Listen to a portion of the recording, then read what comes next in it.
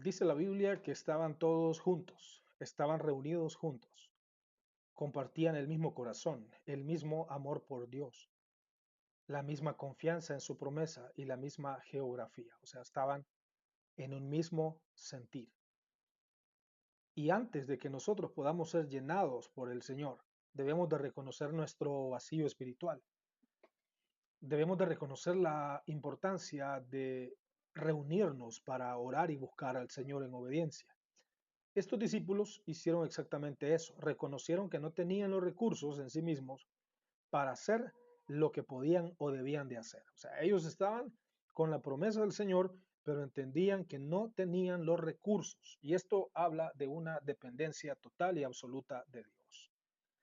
Hoy en día la iglesia tiene recursos en muchos lugares desarrollados, en muchos lugares la iglesia tiene facilidades, tienen templos maravillosos, tienen infraestructuras de primer nivel, tienen tecnología integrada en toda su forma de culto, tienen muchísimas comodidades y tienen muchas cosas positivas, pero muchas veces estas iglesias que tienen todo lo otro carecen de lo más importante y es de la sed por buscar al Señor. Entonces, podemos tener recursos, pero si no tenemos el corazón vacío y no entendemos que nuestro corazón necesita depender de Dios, también estamos en un grave problema. Nuestros hermanos de la iglesia primitiva reconocieron la carencia de recursos, pero esto les llevó a depender de Dios de una manera sorprendente.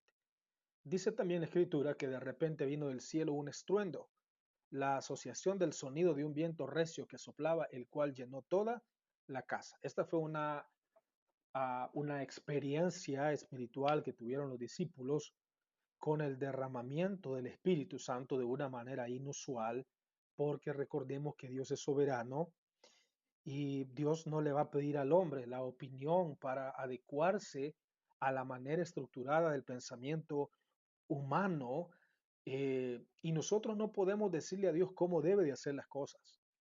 Por eso es que en este pasaje leemos que el Espíritu Santo de una manera soberana, de una manera propia de la naturaleza de él, derramó su espíritu de una manera inusual. Y al menos el autor Lucas lo narra con estos detalles.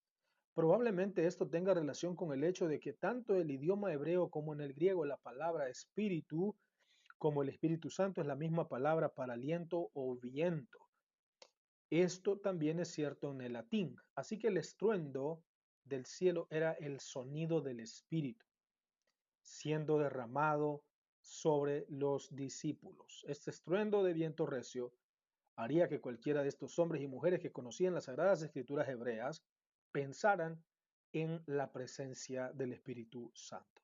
En Génesis capítulo 1, versículo del 1 al 2, recordemos que el Espíritu Santo dice de que el Espíritu de Dios como el aliento, como el viento que se mueve sobre las aguas de la tierra recién creada. Ahí el Espíritu se movía sobre la faz de las aguas. Y en Génesis capítulo 2, versículo 7, es el Espíritu Santo de Dios como el aliento o el viento de Dios que sopla vida en el hombre recién creado. Hay un soplo de Dios a esa materia que Él conforma para crear al ser humano y ahí también estaba esa representación del soplo, del viento del Espíritu. Pero también tenemos otro pasaje muy interesante en Ezequiel capítulo 37, versículo del 9 al 10. Es el Espíritu de Dios como el aliento viento de Dios que se mueve sobre los huesos secos de Israel, devolviéndoles vida y fuerza. ¿Se recuerdan ese pasaje fascinante que nosotros hemos escuchado, hemos leído y que a veces lo hemos tomado de una manera muy apresurada, relacionándolo con el avivamiento espiritual, pero que más bien hay un elemento hermenéutico que lo debemos de considerar acerca de qué está hablando ese pasaje de Ezequiel? Sin embargo, el punto que quiero relacionar es que también vemos al Espíritu de Dios moviéndose la, sobre este contexto donde no hay vida, donde hay huesos secos y Dios les devuelve la vida y la fuerza. Esta sola línea nos dice mucho de cómo se mueve el Espíritu Santo. Y aquí hay unas cositas que quiero compartir brevemente. Número uno, dice de repente. A veces Dios se mueve de repente. A veces el mover de Dios en un lugar es no planificado, es de repente.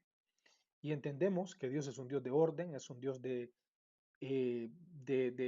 llevar las cosas ordenadas y no contradecir su palabra, no contradecir su carácter, su personalidad. Sin embargo, hay muchos momentos en los cuales de repente hay un mover del Espíritu Santo. De repente la gente se siente movida a adorar a Dios de una manera diferente. De repente la gente se siente movida por el Espíritu para arrepentirse de sus pecados. Y esto solamente es obra del Espíritu Santo. La otra palabra clave es estruendo. Era real aunque no se podía tocar.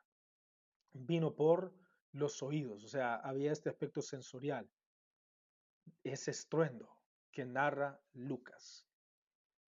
Dice también del cielo, no era de la tierra, o sea, este mover no era de la tierra, era un mover celestial, era un mover divino, era un mover no creado por el hombre, no manipulado o hecho acá, era un mover del cielo.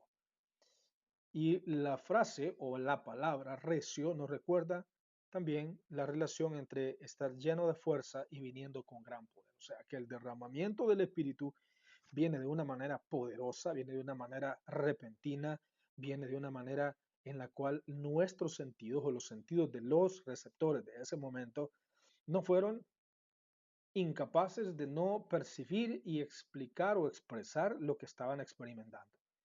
Hubo una experiencia maravillosa, una experiencia sobrenatural.